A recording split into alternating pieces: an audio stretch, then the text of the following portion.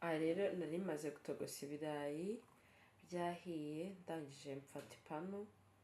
As you see, nashyizeho ubuto. Ushobora gukoresha bata, ushobora gukoresha breba cyangwa waba ufite hafi n'icyo wakoresha.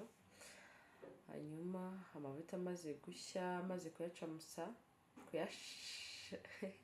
ikinyarwanda kiragora, kuyacamusa. Shyiramo karoti, nari nazirabye ariko nari nabanje gushyiramo tungurusumu. Ngiye nkunda kubanzamo tungurusumu kubera ko iyo mbajemo tungurusumu bituma ibyo kurya byanjye biba bifite impumuro nziza, bituma tungurusumu ikora cyane iyo wayibanje mu mavuta. So ndakaranga nk'ibisanzwe.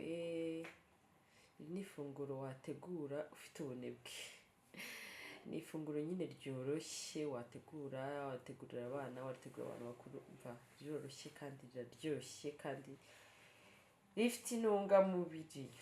Aha rero nari maze guteka karoti, maze kuzikaranga nshyiramo pavuro.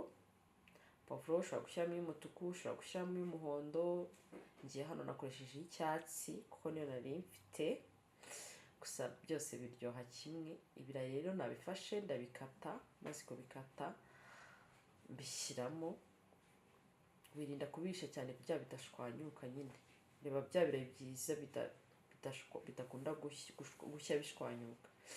Ubundi ndangije mbishyiramo, ndangije ndakaranga. Iri funguro uramutse ubaye udafite ibishyimbo cyangwa se udafite mudu yo kurya ibishyimbo kandi ushaka kurya ibirayi, ryakuryohera. I promise you.